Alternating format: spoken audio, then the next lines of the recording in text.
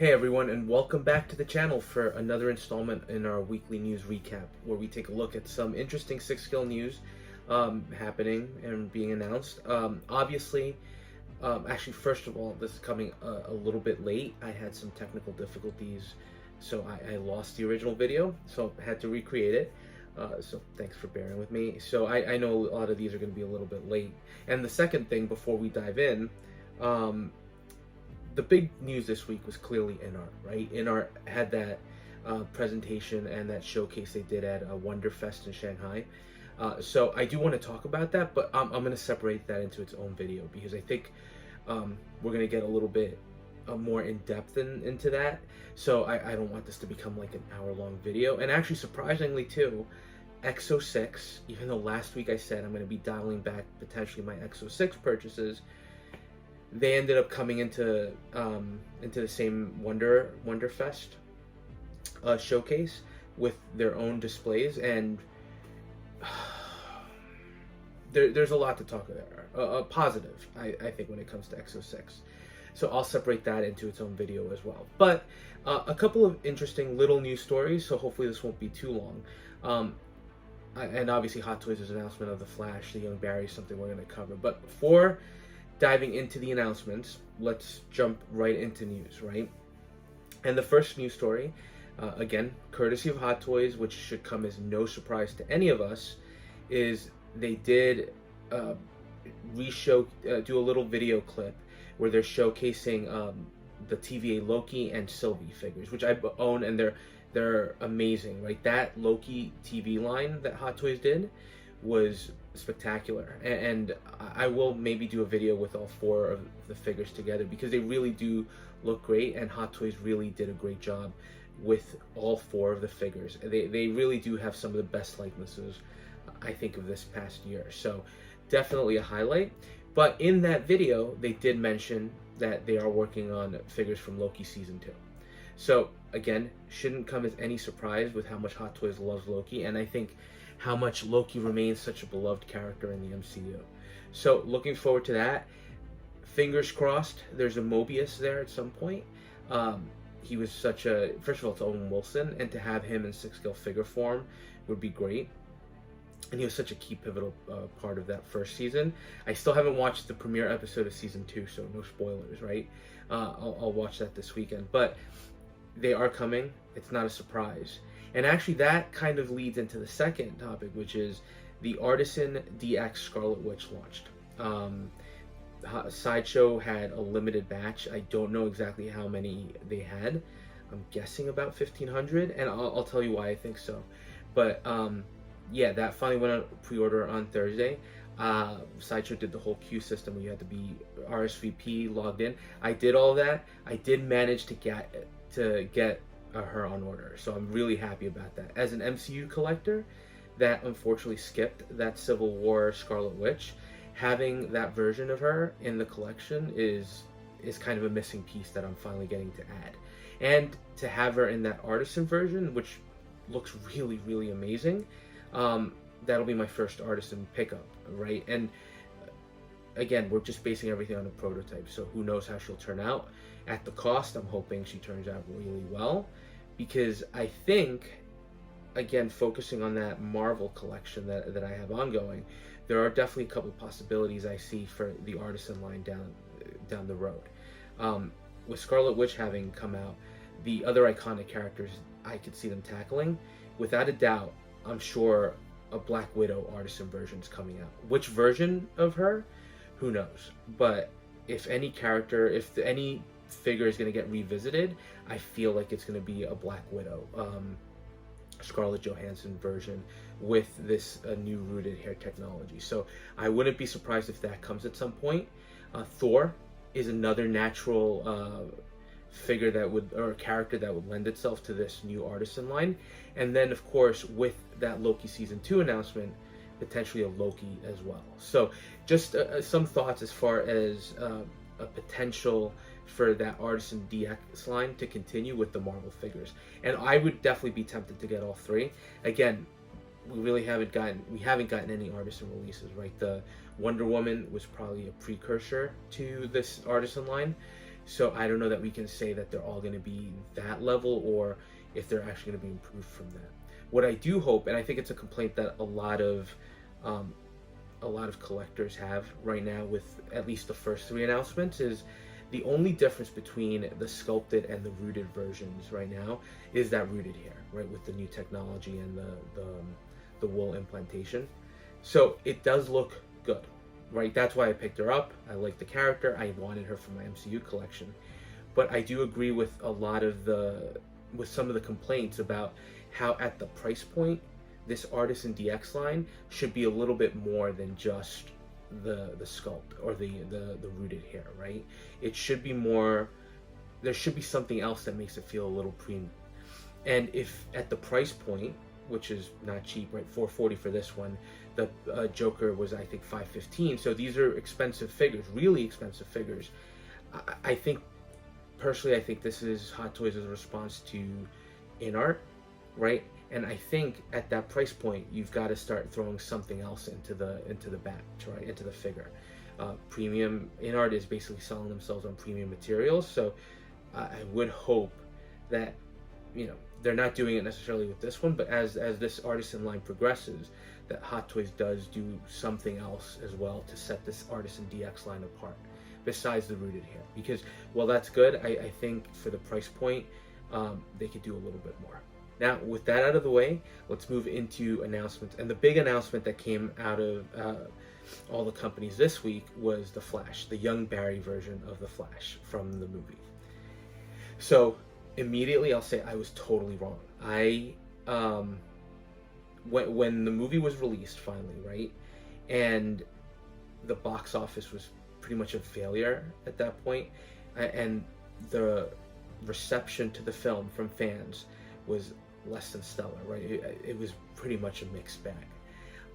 I just thought Hot Toys is going to cut its losses, right? I think Warner Brothers expected this to be kind of their next big hit with all these cameo appearances with Michael Keaton coming in. I think they really thought they had a solid win, right, for them.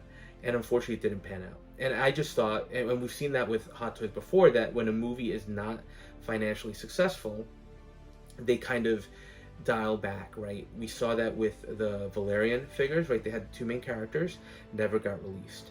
Then you had the Predator from the, not from Prey, and I think it was called the Predator film. They teased it, looked good. The movie kind of failed and bombed, and they pulled back on that one as well. So we've seen Hot Toys kind of take that approach. Here, I thought, all right, they've released a couple of figures, right? We've got actually a lot. We got the Keaton Batman, the Flash. We've got not Christian Bale. Oh my God, the Ben Affleck Batman, which the face was kind of a questionable thing. But I just thought, never going to happen, right? They're going to cut their losses. We saw that Bat Armory. We saw the Dark Flash they teased. There are a lot of other figures. We saw this one, Young Barry. And I just thought, they're never going to release it. And, of course, I'm completely wrong. So I'll admit it, I was wrong. And this was a surprise when I saw the pre-order. Actually, I expected to see something from Ahsoka with the finale for the show coming this week. I thought they would have launched an Ahsoka 2.0, one of the other characters. So this was definitely a surprise. And I remember when I saw it on the convention circuit and saw it kind of making the rounds, I personally thought it's not that interesting. And if I were to get a Flash, it would probably be the other version that just looks like a much more refined suit that I think would go better in the display. And then, of course, they released these pictures. And like always with Hot Toys, it's very rare that there's a figure that they put out that isn't tempting in the very least. And this is actually a really, really tempting figure. And more so than I thought, right? Now, they are releasing two versions, a standard and a deluxe. The deluxe, which is what we're going to look at the pictures here in the background, includes some extras, right? It basically includes some additional battle damaged extras and a sculpt, an unmasked sculpt.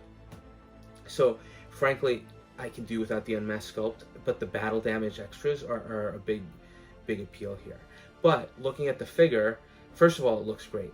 And what I didn't expect was how much of a story you're getting from this piece, right?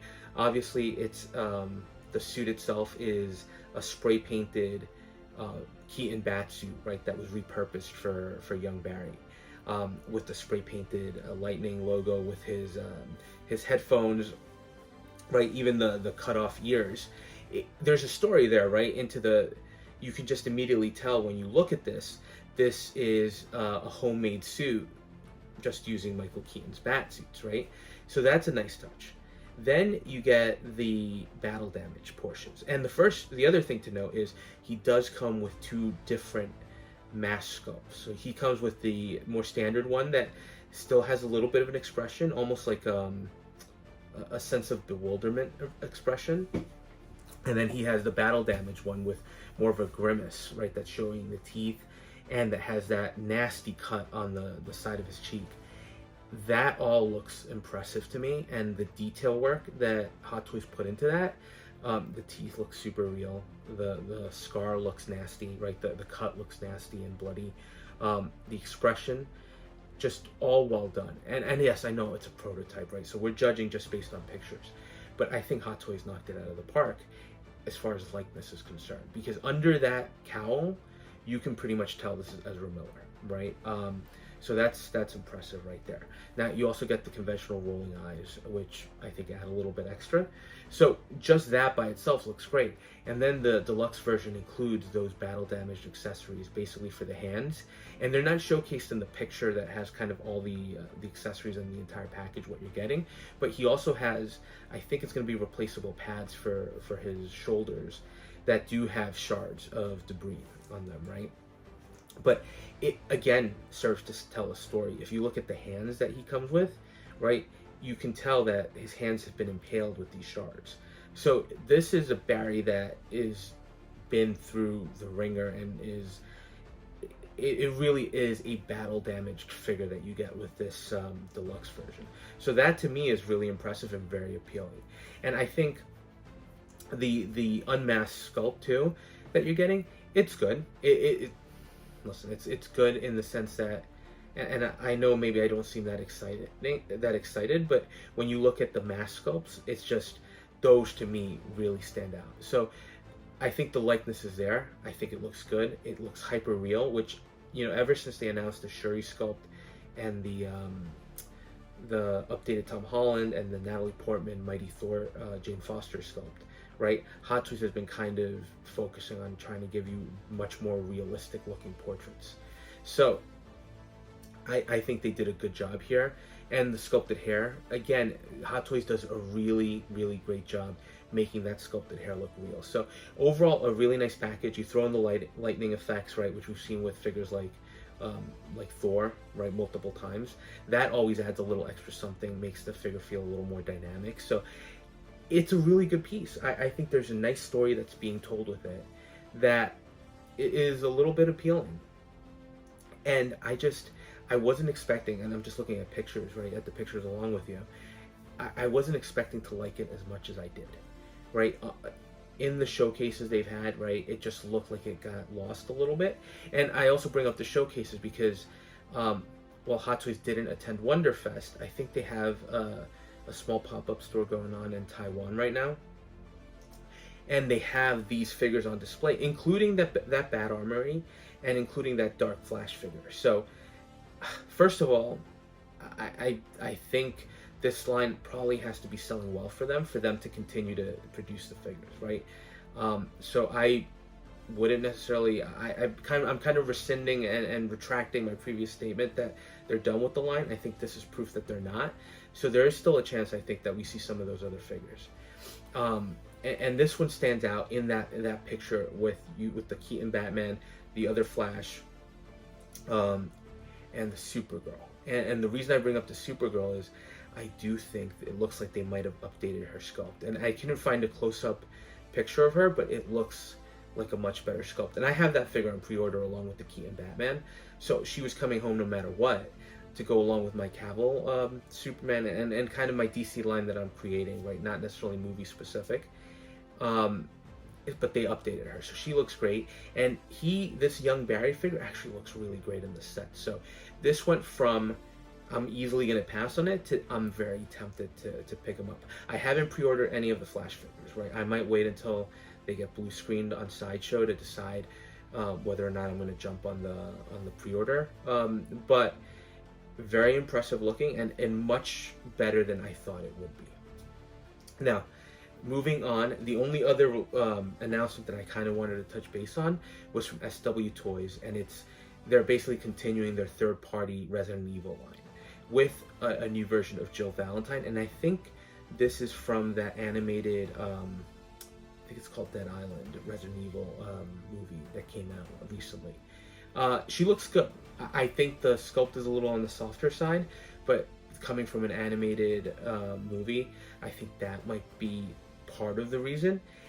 She's a very basic release, right? She does have some extra weapons, although the holsters look a little plasticky to me. And this goes back into the conversation about third party, right? When you look at Hot Toys, when you look at Inart, when you look at Damn Toys, for the most part, you're always going to get better quality with those first party, I'll call them licensed figures, as opposed to your third parties. And with the Fishbone Toys Agent Smith, I definitely saw that firsthand. So, well, I would love to have a Jill Valentine in more of her traditional looking appearance. I don't know if I'm ready to jump on the pre-order list for her. Now, she's not expensive. I think she's coming in at about $150. And I know I say not expensive, but not expensive relative to some of these other figures.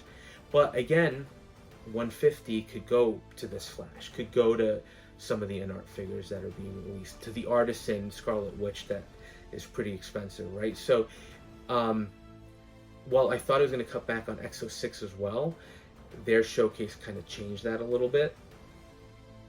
But third party seems to be the other natural place to cut. And while I like what you're seeing here, right, overall, even though she's a very basic figure, it's a character that, if you're a Resident Evil fan, she's pivotal. It would be great to have her to just plug in a void in that Resident Evil collection I have. So another one that I have to think about, but I do like that there is now an option for Jill Valentine. So that was it. That was the news for this week, outside of the big Inart and Exo-6 kind of displays at this Wonderfest showcase that they had. So nice news stories, things that we were pretty much expecting. I think the Artisan DX line is there's a lot of potential there from Hot Toys, especially with the IP that they do have, and more importantly, I think this Flash figure, which was a surprise to me, has now gone into the tempting list, right? Like so many other, and I have to kind of decide if I do want to pick this figure up to kind of wrap up my DC collection for the moment. So again, quick look at the news for this week. Let me know your thoughts on this, and if you are interested in picking up any of these as well.